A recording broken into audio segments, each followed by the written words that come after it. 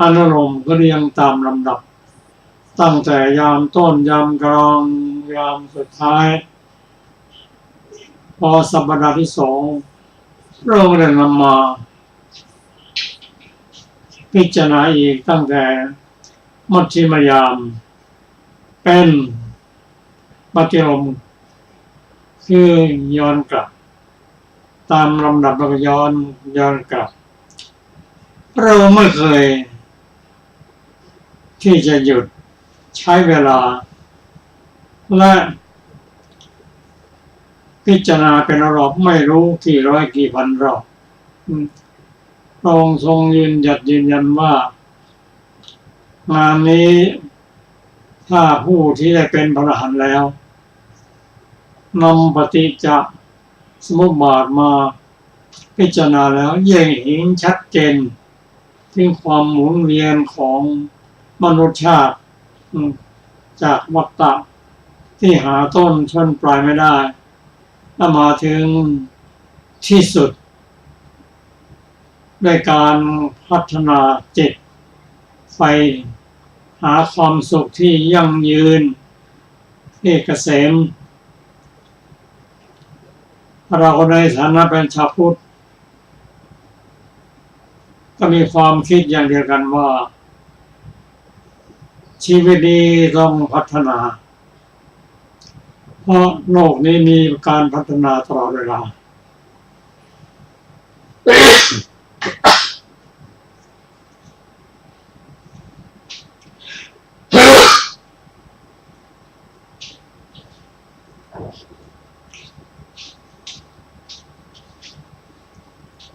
ตราบใดที่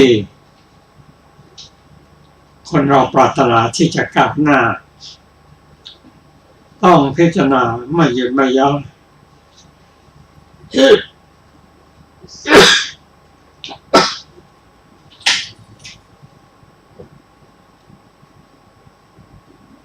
เรามาดูมาตัดสัตว์เล็กๆจะเป็นพึ่งก็ดีเป็นอะไรเขาอยู่ได้ประสบความได้เพราะมีการพัฒนาการหมุนวนอยู่ในโลก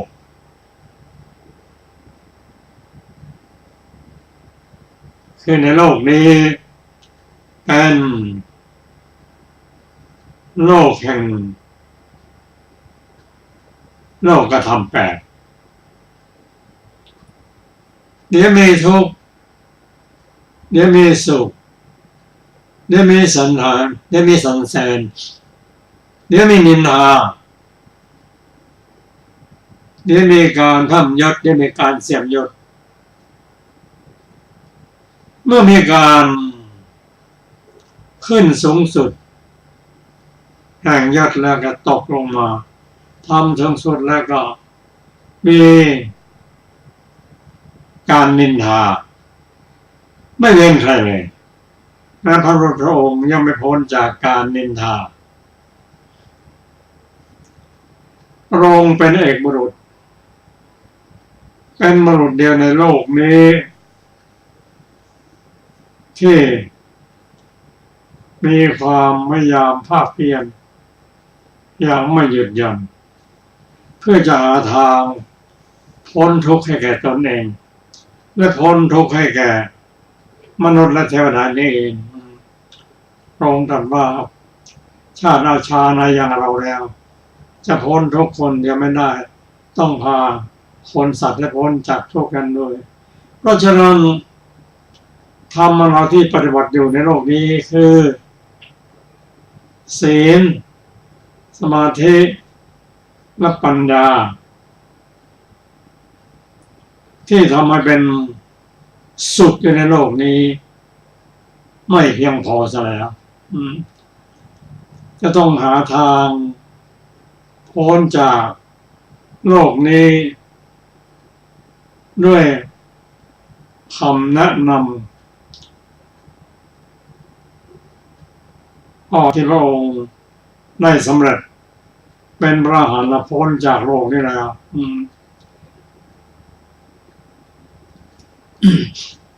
การเกิดในโลกนี้ก็เพราะมีโลภะโทสะโมหะผู้มีมากก็ตกอยู่ในอบายกลางถ้าเป็นมนุษย์สูงขึ้นมาหน่อยก็ไปรับผลในสวรรค์ทุกสิ่งในโลกนี้มีอายุสมกับคำนิยามว่าอนิจจังทุกขังอนัตตาต้องหาทางพ้นจากการดึงดูดของโลกโดยการปฏิบัติตามพระธรรมคำสอนของพระองค์ซึ่งพระธรรมคำสอนของพระองค์ที่พ้นจากโลกนี้ต้องมีกำลัง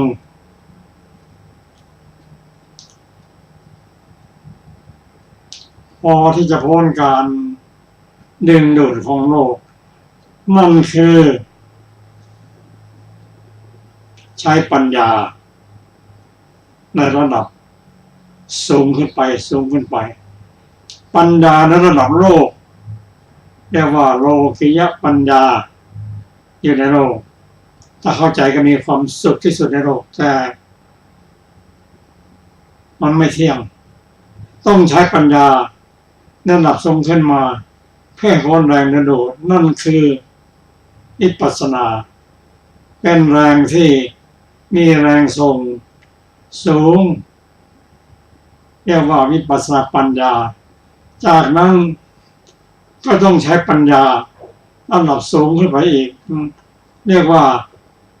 โลกุตระปัญญาทั้งหมดนี้สามารถปฏิบัติได้ในขณะที่มีชีวิตอยู่ในโลกนี้เพื่อละสังโยชน์10ตามลำดับมีสักยะทิฏฐิศีลปประมาสะวิจิกิจฉาอันเป็นแรงส่ง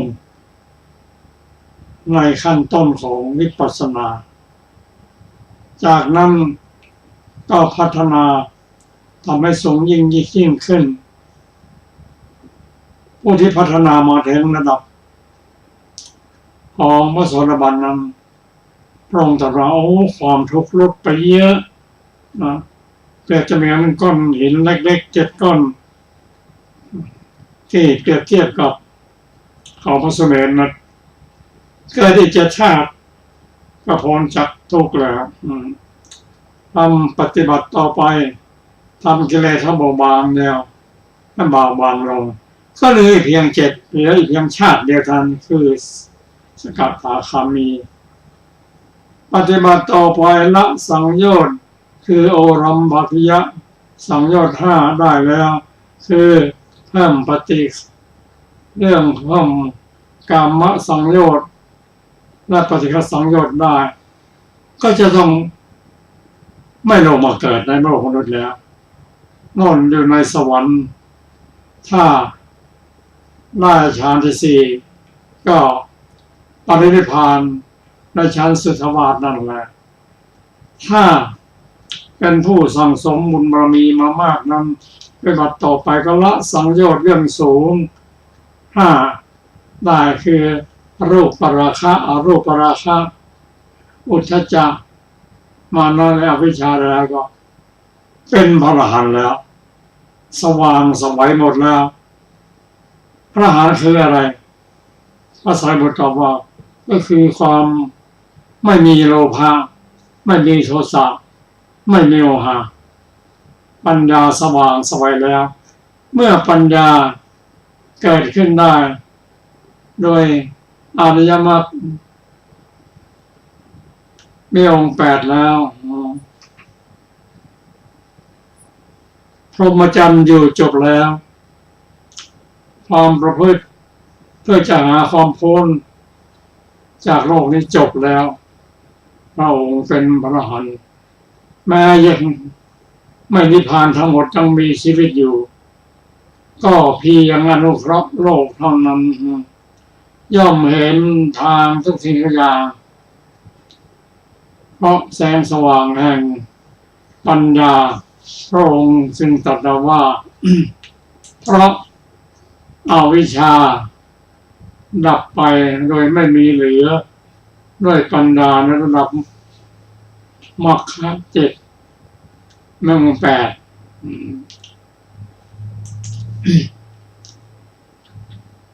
สังขารอันปรุงแต่งสำหรับบุคคลที่ยังไม่เป็นพระโยคลก็ไม่มีความต้องการอะไรแล้วพระองค์จึงตรัสว่าเพราะสิ่งนี้ดับสิ่งนั้นจึงดับเพราะอวิชชาดับสังขารจึงดับการปรุงแต่งในโลกนี้ไม่มีเพราะสังขารดับแล้ววิญญาณ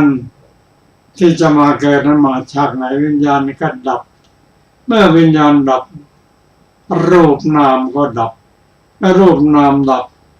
สลายตนะจึงดับตาหูจมูกลิ้นกายใจดับหมด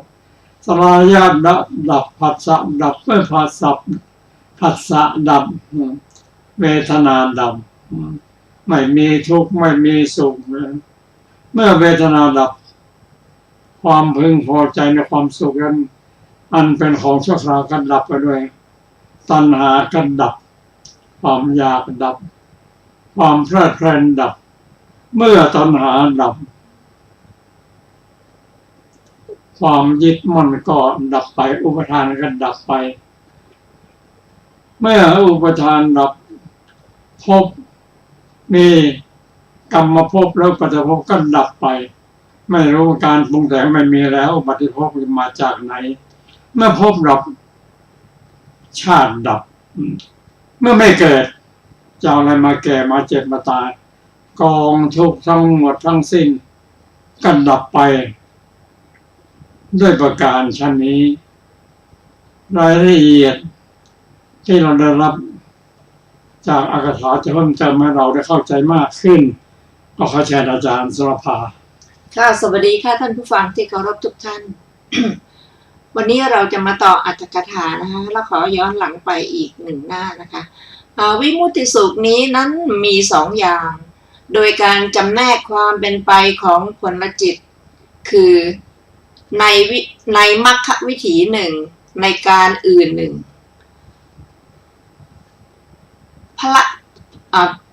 ผลจิตสามหรือสองขณะที่มีพระนิพพานเป็นอารมณ์อันเป็นผลของวิมุตติสุขนั้นๆย่อมเกิดขึ้นในลำดับอริยมรรคแต่ละมรรคเพราะโลกุตระกุศลมีวิบากในลำดับในคราวที่อนุโลมจิตสองดวงเกิดในชวนะวาระที่อริยมรรคเกิดขึ้นจิตดวงที่สามจัดเป็นโคตรภูจิตดวงที่สี่จัดเป็นมรรคจิตต่อแต่นั้นไปเป็นพละจิตสามดวงแต่ในคราวที่อนุโลมจิตเกิดขึ้นสามดวงจิตดวงที่สี่เป็นโคตรภูจิตดวงที่ห้าเป็นมรรคจิตต่อแต่นั้นไปเป็นพละจิตสองดวงจิตดวงที่สี่ที่ห้าย่อมเป็นไปด้วยอำนาจอัปปนาด้วยประการชนิดต่อแต่นั้นเป็นไปไม่ได้เพราะใกล้ต่อภวังคจิตแต่อาจารย์บางพวกกล่าวว่าแม้จิตดวงที่หกก็เป็นอัปปนาคำนั้นท่านค้านไว้ในอรรถกถาแล้วพึงทราบผลจิตในมรรควิถีด้วยประการชนี้แต่ผลจิตในการอื่นย่อมเป็นไปด้วยพละสมาบัติและที่เกิดขึ้นแก่ท่านผู้ออกจากนิโรธสมาบัติท่านสงเคราะห์ด้วยพละสมาบัตินั่นเองก็พละสมาบัตินั้นอันนี้นั้นว่าโดยอัตเป็นวิบากแห่งโลกุตระกุศลจิตอันมีพระนิพพานเป็นอารมณ์พึงทราบว่าเป็นอัปปนาถามว่าพละสมาบัตินั้น พวกไหนเข้าได้พวกไหนเข้าไม่ได้ ตอบว่าปุถุชนทั้งหมดเข้าไม่ได้เพราะยังไม่ได้บรรลุอันหนึ่งพระอริยเจ้าชั้นต่ำก็เหมือนกันเข้าพระสมาบัติขั้นสูงไม่ได้แม้พระอริยเจ้าชั้นสูงก็ไม่เข้าพระสมาบัติชั้นต่ำเหมือนกันเพราะท่านสงบระงับด้วยการเข้าถึงความเป็นบุคคลอื่นพระอริยเจ้านั้นๆย่อมเข้าพระสมาบัติของตนเท่านั้นแต่อาจารย์บางพวกกล่าวว่าพระโสดาบันบุคคลและพระสกทาคามีบุคคลย่อมเข้าพระสมาบัติพระอริยบุคคลชั้นสูง2 พวกเท่านั้นย่อมเข้าได้เพราะท่านกระทำให้บริบูรณ์ในสมาธิข้อนั้นไม่ใช่เหตุเพราะแม้ปุถุชนก็เข้าโลกิยสมาธิที่ตนได้อีกอย่างหนึ่งจะป่วยกล่าวไปใหญ่ด้วยการคิดถึงเหตุในข้อนี้สมจริงดังที่ท่านกล่าวไว้ในปฏิสัมภิทาว่าสังขารุเบกขาจญาณ10เหล่าไหนเกิดขึ้นด้วยวิปัสสนาโคตรภูธรรม10เหล่าไหนเกิดขึ้นด้วยวิปัสสนาในการแก้ปัญหาดังกล่าวนี้ท่านกล่าวถึงการเข้าพระสมาบัติของพระอริยเจ้าเหล่านั้นว่าเพื่อประโยชน์แก่โสดาปัตติผลโสดาปัตติภลสมาบัติเพื่อประโยชน์แก่สกคามิผลสมาบัติเพราะฉะนั้นจึงตกลงกันในข้อนี้ว่าพระอริยเจ้าแม้ทั้งปวงย่อมเข้าพระสมาบัติตามที่เป็นของตนถามว่าก็เพราะเหตุไรพระอริยเจ้าเหล่านั้นจึงเข้าสมาบัติตอบว่าเพื่ออยู่เป็นสุขในปัจจุบันเหมือนอย่างว่าพระราชาทั้งหลายเสวยสุขในราชสมบัติเทวดาทั้งหลายเสวยทิพยสุขฉันใดพระอริยเจ้าทั้งหลายก็ฉันนั้นย่อมกำหนดการว่าจักเสวยโลกุตระสุขจึงเข้าพระสมาบัติในขณะที่ต้องการถามว่าก็พระสมาบัตินั้นเข้าอย่างไรหยุดอย่างไรออกอย่างไรตอบว่าก่อนอื่นการเข้าพระสมาบัตินั้นมี2 อย่างคือไม่มนสิการอารมณ์อื่นจากพระนิพพานและมนสิการถึงพระนิพพานเหมือนดังที่ท่านกล่าวไว้ว่าท่านผู้มีอายุ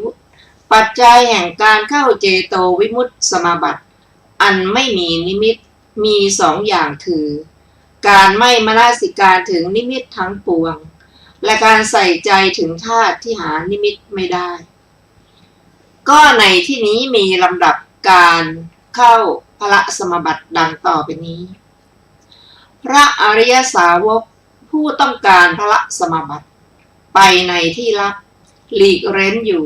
พึงพิจารณาสังขารด้วยอุทธอัพยญาณเป็นต้นเมื่อท่านมีวิปัสสนาญาณโดยลำดับอันดำเนินไปอย่างนี้จิตย่อมเป็นอัปปนาในนิโรธด้วยอำนาจพระสมาบัติ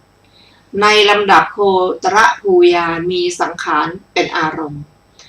ก็พระจิตเท่านั้นเกิดมรรคจิตไม่เกิดแม้แก่พระเสกบุคคลเพราะท่านน้อมไปในพระสมาบัติส่วนอาจารย์เหล่าใดกล่าวว่าพระโสดาบันคิดว่าจะเข้าพระสมาบัติของตนแล้วเจริญวิปัสสนาเป็นพระสกทาคามีและพระสกทาคามีคิดว่าจะเข้าพระสมาบัติของตนแล้วเจริญวิปัสสนาได้เป็นอนาคามีดังนี้อาจารย์เหล่านั้นพึงถูกต่อว่าเมื่อเป็นเช่นนั้นพระอนาคามีก็จะเป็นพระอรหันต์พระอรหันต์ก็จะเป็นพระปัจเจกพุทธเจ้าพระปัจเจกพุทธเจ้าก็จะเป็นพระสัมมาสัมพุทธเจ้าดังนี้เพราะฉะนั้นวิปัสสนาจึงให้สำเร็จประโยชน์ตามความยินดีในจิตสันดานตามอัธยาศัยด้วยเหตุนั้นแม้สำหรับพระเสกบุคคลก็เกิดแต่ผลจิตเหมือนกันมรรคจิตไม่เกิดถ้าท่านบรรลุ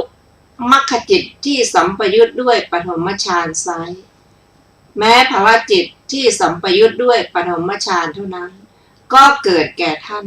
ถ้าท่านบรรลุมรรคจิตที่สัมปยุทธ์ด้วยฌานใดฌานหนึ่งก็เกิดแก่ท่านถ้าท่านบรรลุมรรคจิตที่สัมปยุทธ์ด้วยฌานอย่างใดอย่างหนึ่งในบรรดาทุติยฌานเป็นต้นไซร้ผลจิตที่สัมปยุทธ์ด้วยฌานอย่างใดอย่างหนึ่งในบรรดาทุติยฌานเป็นต้นก็ย่อมเกิด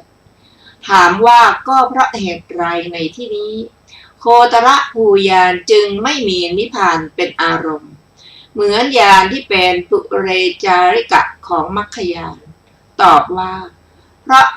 ผลญาณไม่เป็นนิยญาณิกธรรมความจริงธรรมคืออริยมรรคเท่านั้นเป็นนิยญาณิกธรรมสมจริงดังคำที่ท่านกล่าวไว้ว่าธรรมเหล่าไหนเป็นนิยญาณิกธรรมอริยมรรคสี่ที่เป็นอปริยาปันนะเป็นนิยญาณิกธรรมเพราะฉะนั้นญาณอันเป็นอนันตระปัจจัยแห่งสภาวธรรมที่เป็นนิยญาณิกะโดยส่วนเดียวซึ่งดำเนินไปโดยสภาวะที่ออกจากทั้งสองฝ่ายพึงออกจากนิมิตได้เลยเพราะฉะนั้นโคตรภูญาณนั้นมีพระนิพพานเป็นอารมณ์จึงจะถูกแต่ว่าญาณที่เป็นปุเรจาริกะของภลญาณซึ่งมีสภาวะไม่ออกไปเพราะไม่เป็นนิยญาณิกธรรมเหตุที่ไม่ตัดขาดกิเลสซึ่งกำลังเป็นไปโดยเป็นวิบากของอริยมรรคนั้นเพราะได้เจริญอริยมรรคไว้แม้บางคราวจะมีพระนิพพานเป็นอารมณ์ก็ไม่ถูกไม่ควรเพราะอนุโลมญาณในทั้งสองฝ่ายมีอาการไม่เสมอกันจริงอยู่อนุโลมญาณในอริยมรรควิถีอันถึงความบริบูรณ์อย่างอุกฤษด้วยโลกิยญาณอันเป็นเครื่องทำลายกองโลภะเป็นต้น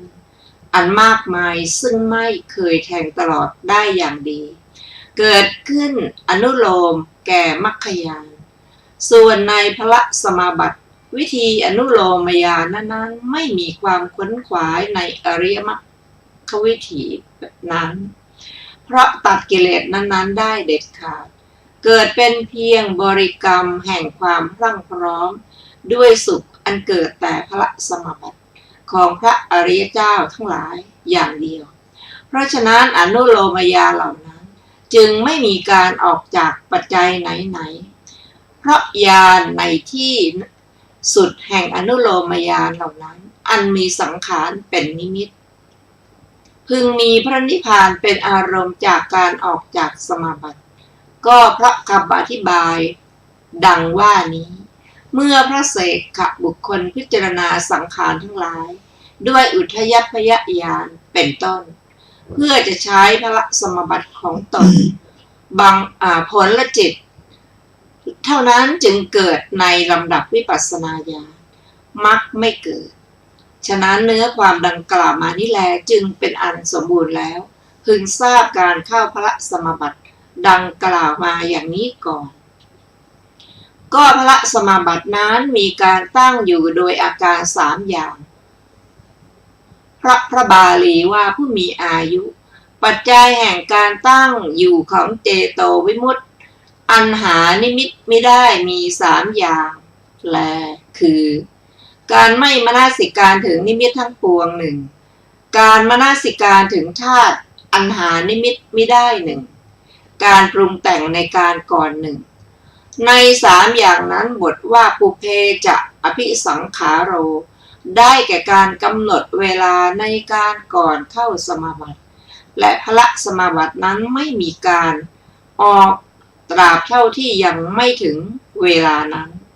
เพราะท่านกำหนดไว้ว่าจะออกในเวลาโน้น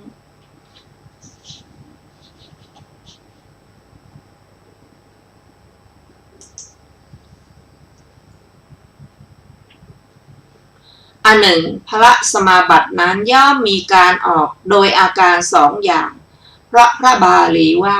ผู้มีอายุปัจจัยแห่งการออกของเจโตวิมุตติอันหานิมิตไม่ได้มีสอง